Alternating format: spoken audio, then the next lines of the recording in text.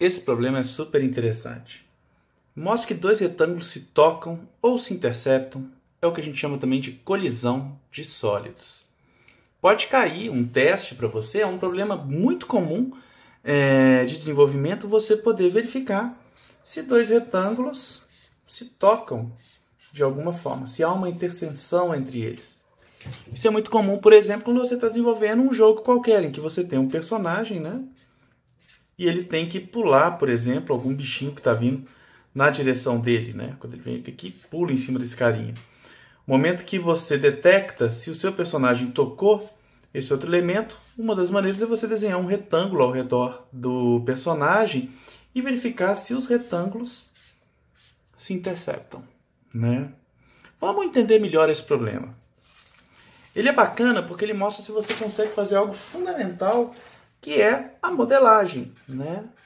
O que a gente quer dizer com modelagem? Essencialmente, você poder pegar um objeto que você vê na sua realidade e transportá-lo para dentro do computador a partir do seu programa. Então, por exemplo, um retângulo, ele pode ser desenhado, por exemplo, dentro de um eixo cartesiano, uma figura bidimensional. Então, a gente tem sempre um eixo X e um eixo Y, né? Um eixo Y aqui, bem feião. Então, por exemplo, se esse meu retângulo aqui, eu poderia representar ele com 4 variáveis. A posição dele, né, dentro do eixo XY. Então, eu colocaria aqui o x dele, por exemplo, como 10 e o y no ponto 20. Então, por exemplo, 10, 10, 20. E eu poderia colocar também uma largura, né, vou representar pela letra W, width, de 20. E uma altura, height, de 10. Então, por exemplo, eu teria uma largura de 20 aqui, poderia ter então ponto 20, 30. Ele viria até aqui, dentro do meu eixo cartesiano. E uma altura de 10, então ele viria aqui até o ponto 30, né? Então, facinho aqui, eu tenho o ponto de localização do meu retângulo e também as dimensões dele, né? Qual que é o tamanho desse retângulo. Há outras formas de você poder representar um retângulo dentro do seu sistema. Mas uma muito comum, e a que eu vou usar para poder mostrar uma solução disso para vocês é essa. Ou seja, o meu objeto retângulo, dentro do meu código, eu vou usar JavaScript, no código que eu vou mostrar para vocês, é um documento bem simples composto por 4 variáveis. X, né, que é a posição dele dentro do eixo, Y, né, uma largura, 10, e uma altura, 20 qualquer. 4 atributos definem, então, o meu retângulo. Beleza? Só para dar uma adiantada, dentro do eixo que eu vou usar para representar esses valores, ele não precisa ser esse eixo cartesiano padrão que a gente está vendo que começa no 0, 0 aqui, né? Eu tenho um X e um Y. Não, o que eu vou usar ele é um pouquinho diferente. Ele vai nascer no canto inferior esquerdo. Tá? E eu vou desenhar o meu retângulo aqui. Então, a gente tem que pensar um pouquinho diferente. Mas, bom, voltando ao nosso problema, agora que eu sei como modelar um retângulo com código, vamos para o próximo passo aqui. Como que eu sei se dois retângulos vão se encontrar ou não? Para saber isso, primeiro eu preciso saber as 4 situações possíveis que possibilitam a gente saber se um retângulo não intercepta o outro. Que são o quê? Sempre vai ter um plano 2D. Isso que você tem que ter em mente. A primeira situação que você tem que pensar é na horizontal. As 2 situações. Vou pegar aqui e vamos pensar no nosso retângulo, chamar ele de A. Esse nosso retângulo, ele nunca vai interceptar um retângulo B se ele estiver, por exemplo, à esquerda desse, né? Tal como eu estou vendo aqui. Ou o contrário, se ele estiver à direita do retângulo B. E pensando aqui também do ponto de vista vertical, olha o códigozinho aqui, a gente pode pensar da seguinte maneira. Sempre dentro do nosso plano aqui, do ponto de vista vertical, o meu retângulo A, se ele estiver totalmente acima do meu retângulo B, ele nunca vai interceptar. E se ele estiver abaixo também, nunca vai interceptar. Logo, um retângulo vai interceptar o outro se uma dessas regras não for satisfeita. Então vamos pegar um exemplo aqui de interceptação. Tá ok? Para a gente poder ver o exemplo rápido. Aqui está o meu exemplo A. Ele interceptou o meu retângulo B. Aqui. Por quê? Ele está totalmente à esquerda de B? Não. Aqui, ó. Ele está totalmente abaixo de B? Também não. Aqui, ó. Outro exemplo, né? Tá aqui. Eu acho que ficou bem claro como que a gente detecta isso. Agora vamos para o código, que deve ser o que está te interessando. Bom, essa solução que eu vou mostrar aqui, eu implementei ela em JavaScript. Em JavaScript, porque nessa linguagem, junto com HTML, a gente tem um elemento, essa tag aqui, chamada Canvas. E o Canvas ele é usado para poder fazer desenhos em bitmap. Você pode fazer desenhos extremamente sofisticados com ele, mas eu vou usar só para desenhar dois retângulos A e B. Tá? Não vou falar sobre o Canvas aqui, vamos para a solução do problema, descobrir quando dois retângulos se interceptam. Bom, o primeiro passo é a modelagem. Como que eu vou modelar dois retângulos no meu sistema? No caso do JavaScript, eu criei aqui dois objetos, cada qual com 4 propriedades.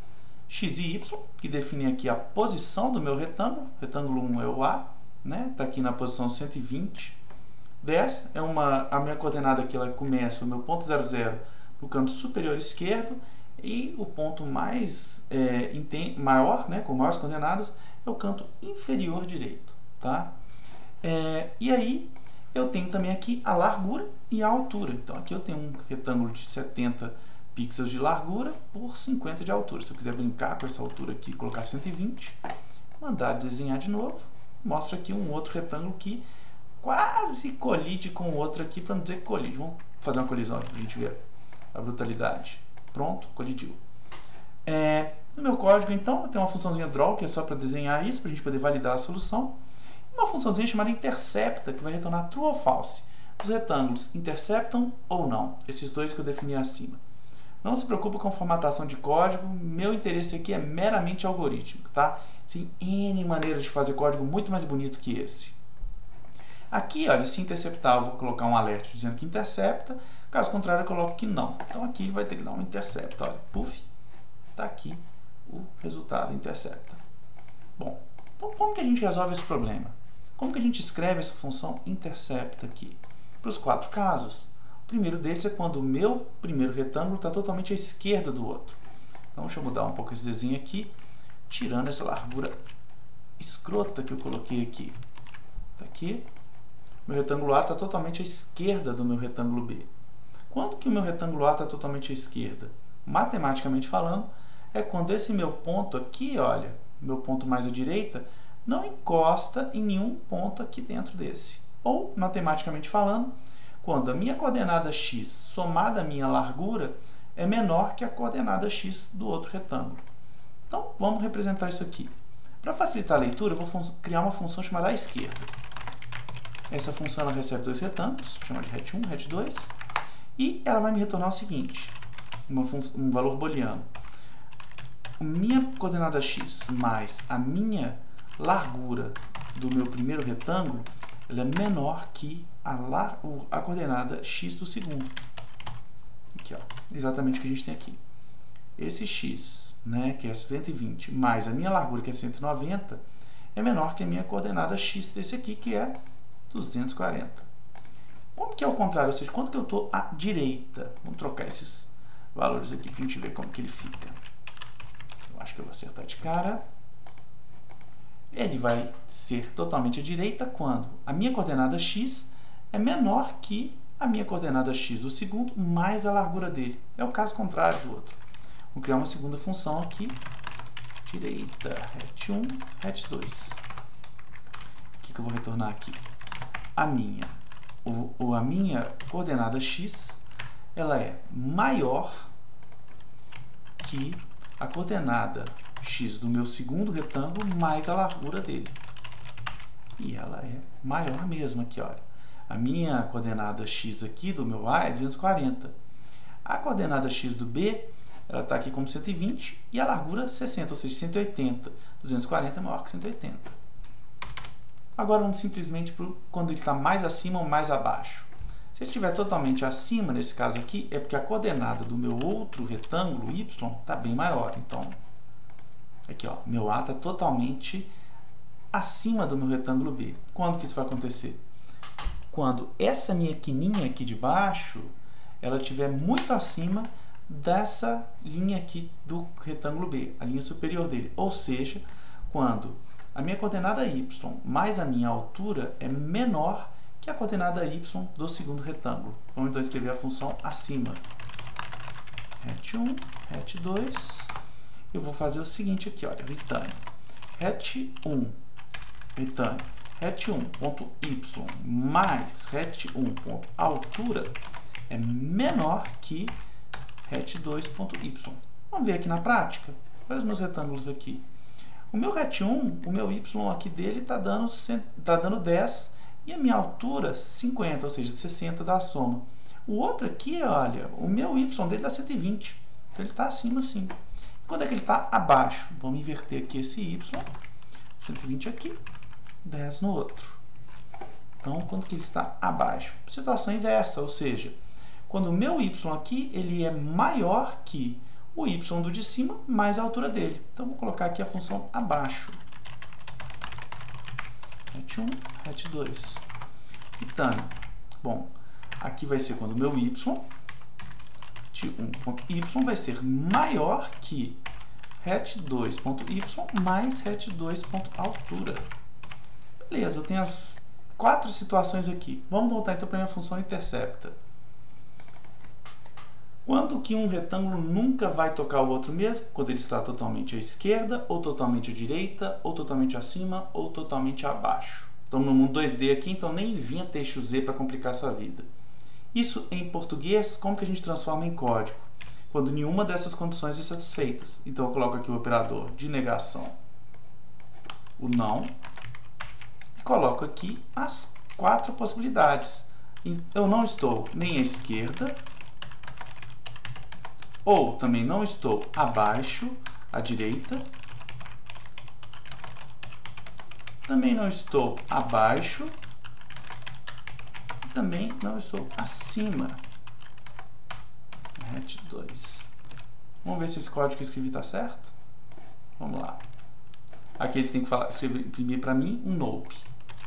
Nope. Agora vamos apelar e trocar essas coordenadas aqui. Eu vou diminuir drasticamente a minha coordenada do y para que ele fique igual a 20 aqui do meu primeiro retângulo. Vamos desenhar. Vai dar nope também, porque ele ainda está totalmente à direita. Então vamos mudar um pouco a coordenada dele para 100. Agora ele vai interceptar. Intercepta. Aqui está a prova visual de que eles interceptam, olha. Então deixa eu agora baixar muito aqui, aumentar muito para a direita o meu x, vai dar um nope. Exatamente. Assim a gente resolve o problema. Por que esse problema é bacana? Ele mostra primeiro se a pessoa sabe fazer uma modelagem, né? Se ela sabe representar um retângulo do mundo real dentro de código-fonte. Vê também se a pessoa tem noção da realidade, né? Como que os retângulos funcionam. E o bacana é que dá para ver se a pessoa pensou algoritmicamente nessa solução. Repara que é uma solução que não vai nem crescer em complexidade, né? Sempre vai levar o mesmo tempo para que seja calculado. Há outras soluções para isso. Você poderia pensar também na coordenada xy como sendo no centro do retângulo. Mas eu escolhi essa aqui porque ela é mais fácil de demonstrar. Com certeza existem soluções melhores, você pode me mostrar aqui nos comentários. Obrigado e até o próximo problema.